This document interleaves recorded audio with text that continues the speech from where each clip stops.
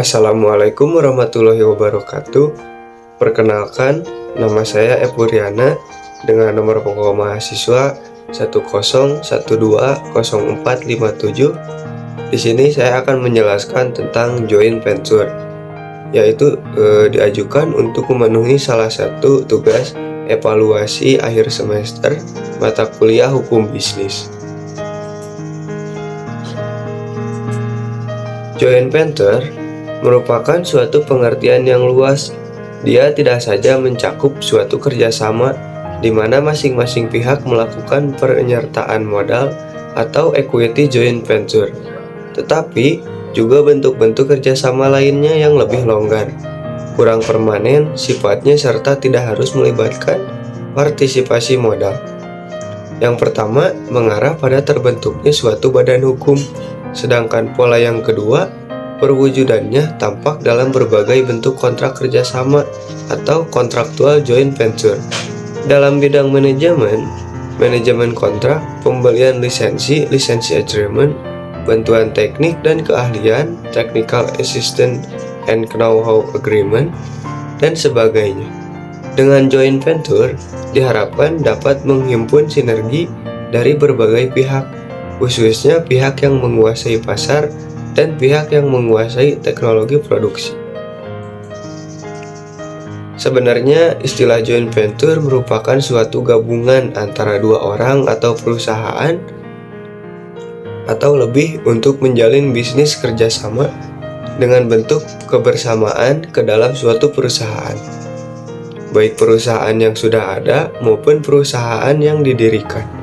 Tetapi yang menjadi pokok permasalahan adalah ketidakjelasan pengaturan joint venture atau usaha patungan ditinjau dari perspektif Undang-Undang Nomor 5 Tahun 1999 tentang larangan praktek monopoli dan persaingan usaha tidak sehat. Nah, selanjutnya ada dari para ahli yang dijelaskan oleh menurut Ian Hewitt. Joint venture merupakan salah satu cara yang efektif untuk mengembangkan dan meningkatkan usaha. Sebagaimana yang dikemukakan oleh Ian Hewitt, joint venture sangat penting untuk dunia usaha karena telah menjadi pilihan strategis yang penting bagi banyak perusahaan, terutama yang beroperasi secara internasional.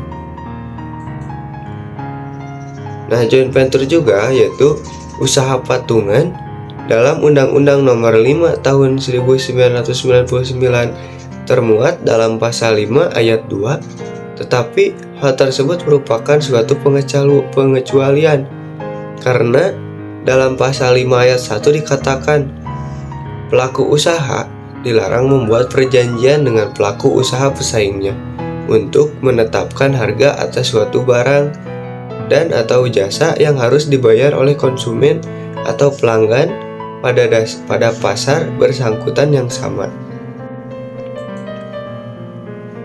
Nah, jadi dalam pembahasan kali ini dapat saya simpulkan bahwa joint venture atau yang umumnya dikenal dengan istilah usaha patungan adalah suatu usaha yang dibentuk oleh dua pihak atau lebih untuk menyelenggarakan aktivitas ekonomi.